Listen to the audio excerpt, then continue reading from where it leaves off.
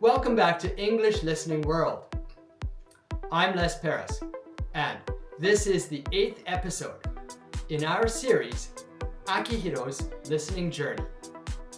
In our previous episodes, Akihiro discovered the rhythm of English, learned to break sentences into manageable chunks, practiced shadowing, mastered high-intensity repetition, discovered the power of closing his eyes, learned to identify subject-verb-object patterns, and focused on verb tenses.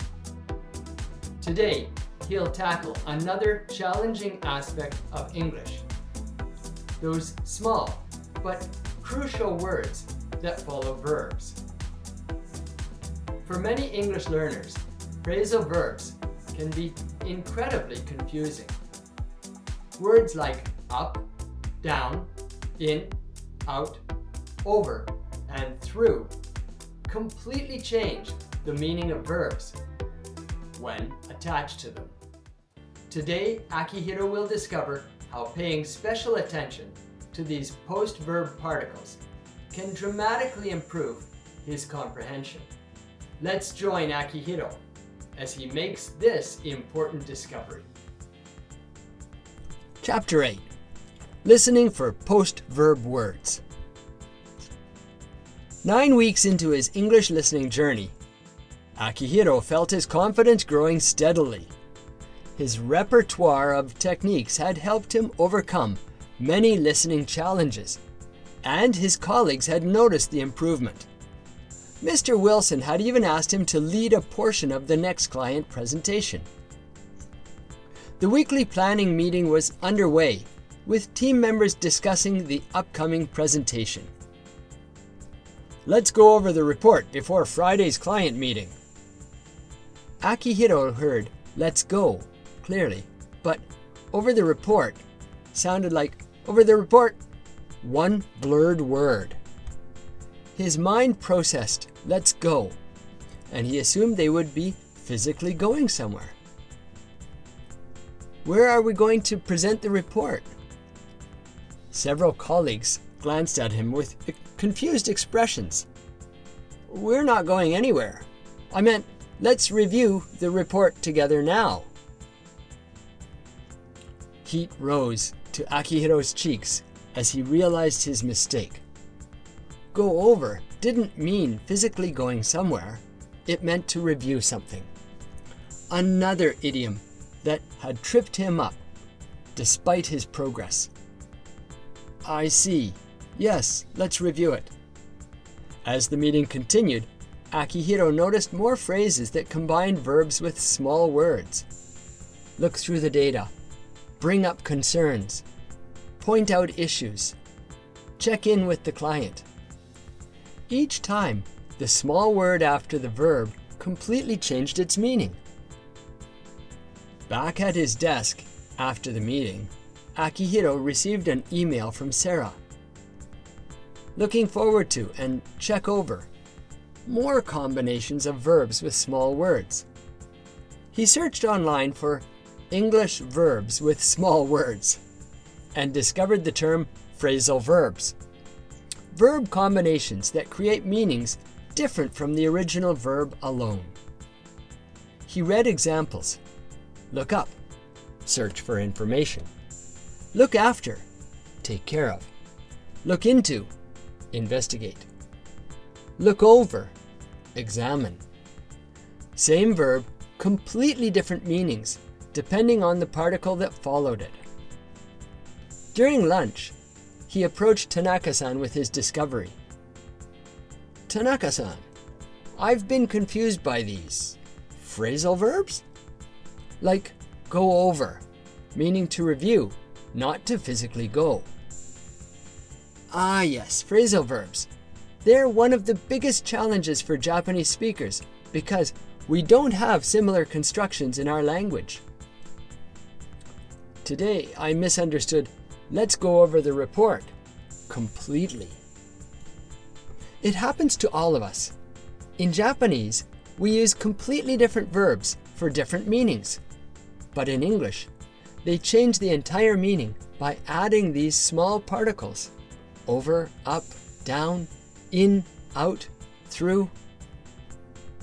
When I was learning, I developed a specific technique. I trained myself to listen carefully for any word that follows a verb. Those tiny words often carry crucial meaning. So, after identifying the verb using my SVO technique, I should pay attention to any small word that follows it? Exactly. Most of these particles are unstressed in speech, which makes them easy to miss. But they're essential for understanding the true meaning. That afternoon, Akihiro created a list of common phrasal verbs used in his workplace. Go, go over, review. Go through, examine in detail. Go on, continue. Go ahead, proceed. Look, look into.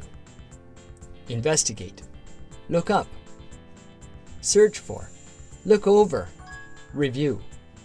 Look forward to, anticipate. Bring, bring up, mention. Bring in, introduce. Bring about, cause. Put, put off, delay. Put together, assemble. Put through, connect. He practiced with recordings from previous meetings, focusing specifically on catching these small post-verb words. He noticed how native speakers often connected these particles to the following word rather than the verb itself, making them even harder to catch. The next day, Akihiro participated in a client call where the project requirements were being discussed. We'll look into the integration timeline and get back to you. Akihiro silently noted. Look into. Investigate, not physically look inside something. Great. We'll follow up with detailed specifications next week. Follow up. Continue with additional action, not physically following someone. Let's go through the security requirements before we wrap up. Go through, examine in detail. Wrap up, conclude. Near the end of the call, the client addressed Akihiro directly. Akihiro, could you put together a quick summary of the technical implementation for our IT team? Akihiro caught put together, compile or create, not physically placing items next to each other. Yes, I'll create a technical summary and send it over by tomorrow. Send over. Another phrasal verb he had used correctly without even thinking about it. Nice job catching all those requests, Akihiro. The client was throwing a lot of phrasal verbs around. Thank you. I've been working on listening for those small words after verbs. That evening on the train home, Akihiro added to his growing collection of listening techniques. Technique number 8. Listen for post-verb words. Pay special attention to small words that follow verbs: up, down, in, out, over, through, etc. These particles completely change the verb's meaning. Many phrasal verbs have meanings unrelated to their component parts. These particles are often unstressed and connect to following words. Group phrasal verbs by their base verb to learn patterns. Common in business contexts: go over, look into, follow up, put together, etc. He also noted how this technique combined with his previous ones. Use rhythm recognition to identify stressed verbs, then listen for unstressed particles. Apply chunking, but be careful not to separate verb from its particle. When identifying SVO, include particles as part of the verb. Focus on verb tense first, then any particles that follow. As the train neared his station, Akihiro reviewed a presentation script on his phone, consciously identifying all the phrasal verbs. We'll go over the key findings, point out areas for improvement, and follow up with recommendations. 8 techniques now. Each one addressed a specific challenge in English listening. Those small post-verb words that had once blended into confusing blur were now signposts that guided his understanding. Akihiro smiled as he put away his phone.